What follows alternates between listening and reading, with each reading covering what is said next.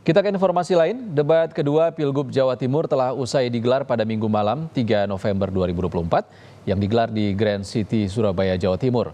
Debat pun berjalan sengit. Dalam debat kedua ini ketiga paslon yakni Lulu Nur Hamidah, Hovifah Indar Parawansa dan Tri Risma Harini saling serang saat ketiganya membahas soal SMK dan pengangguran. Adapun tema debat kedua itu mengangkat soal tata kelola pemerintahan yang efektif dan inovatif serta pelayanan publik yang inklusif untuk keadilan masyarakat Jawa Timur.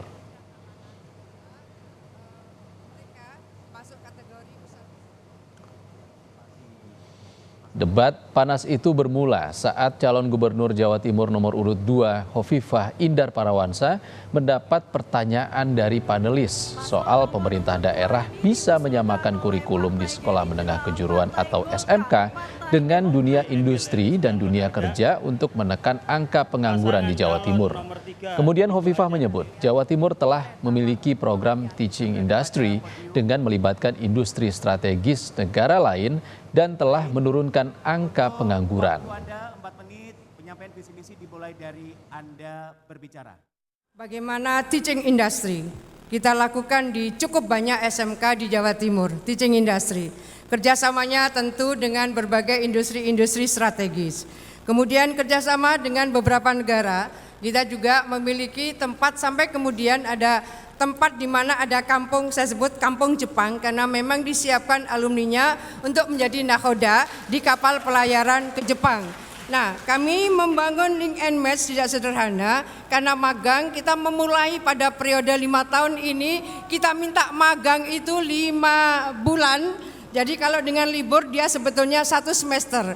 Dia magang kita harapkan bahwa ada ekosistem, ada kedisiplinan, ada teamwork yang mereka sudah akan beradaptasi dengan dunia kerja. Jadi pada posisi seperti inilah kami berharap bahwa spesifikasi peranan yang mereka bisa siapkan akan berseiring dengan komunitas di mana mereka akan bekerja pada akhirnya. Pernyataan yang disampaikan Hovifah itu pun langsung ditepis calon gubernur Jawa Timur nomor urut 1 Lulu Nur Hamidah. Lulu menilai adanya ketimpangan yang perlu segera dibenahi demi peningkatan kualitas pendidikan kejuruan di Jawa Timur. Lulu menyebut klaim tersebut bertolak belakang dengan kenyataan yang ada di lapangan.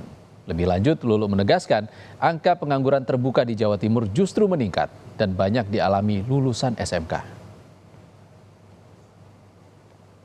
Paradoks ya dengan kenyataan di Jawa Timur karena angka pengangguran terbuka itu justru disumbangkan oleh SMK. Itu artinya mohon maaf Ibu Hovifah bahwa tidak ada perencanaan yang sangat matang dan berbasiskan kepada studi analisis yang mendalam terkait dengan kebutuhan industri dan juga daya dukung serta ekosistem di mana SMK itu didirikan. Oleh karena itu kalau Lulu Lukmania jadi gubernur, kita akan merekrut Dewan Pakar untuk menyusun kurikulum bersama-sama dengan pemerintah dan sekolah agar bisa menghasilkan kurikulum yang dibutuhkan.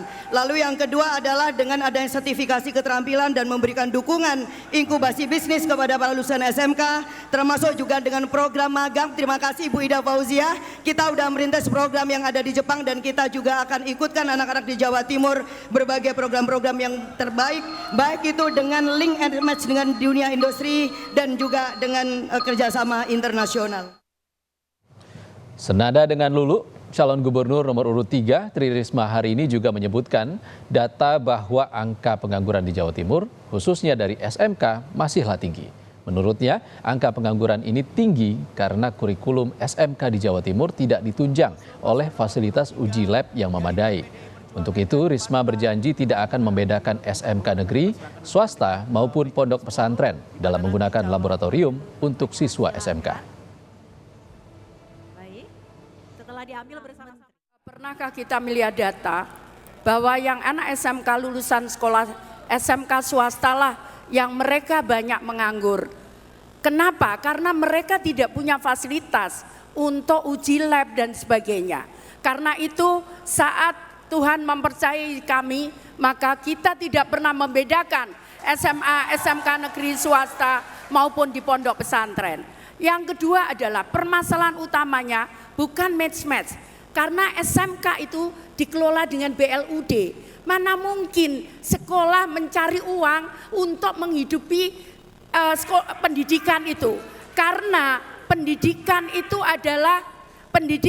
adalah kewajiban negara. Jadi pemerintah harus membiayai itu semua. Yang ketiga adalah masalahnya, sebetulnya saya sudah banyak melakukan, bahkan kirim perawat ke Jepang, Korea dan sebagainya.